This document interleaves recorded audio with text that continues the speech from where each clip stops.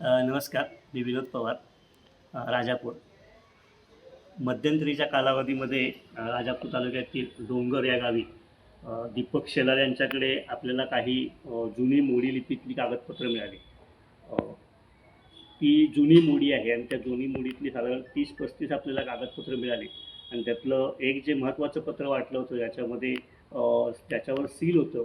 त्या सीलच्या ह्यानं आपल्याला ते महत्त्वाचं वाटलं म्हणून की ते पत्र आपण प्रथम वाचायला घेतलं आणि त्या पत्रातून असं पुढे आलं की ही एक राजाज्ञा आहे, एका निवाड्याची राजाज्ञा आहे. दाभोळ प्रांत आणि प्रभानवल्ली जो प्रांत आहे ह्याच्याशी निगडीत ही राजाज्ञा आहे.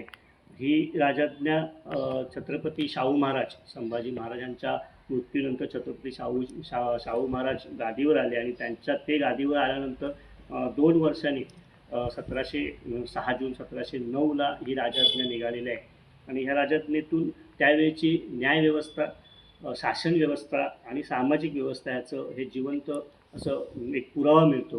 ही जी सगळी पत्रं आहेत ती आज एक करून आपण वाचायचा प्रयत्न म्हणजे वाचण्याचं काम चालू आहे.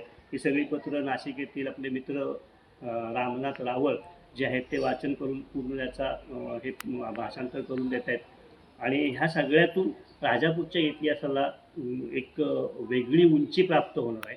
राजापूरचा इतिहास जसा जसा आपण मागे जातो आहे त्या प्रमाणात तो फार मोठ्या प्रमाणात आहे आणि ह्या इतिहासाला फार मोठी पार्श्वभूमी आहे. ही जी पत्रं आहेत ही राजापूरच्या इतिहासात भर घालणारी आहेत.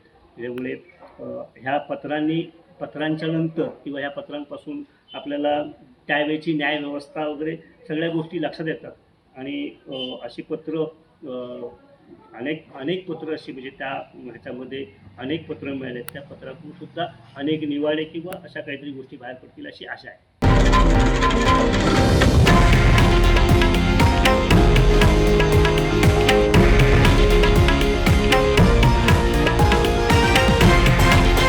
हे आहे देशातील नंबर 1 न्यूज नेटवर्क आणि आपण पाहत आहात TV9 मराठी, एकमेव.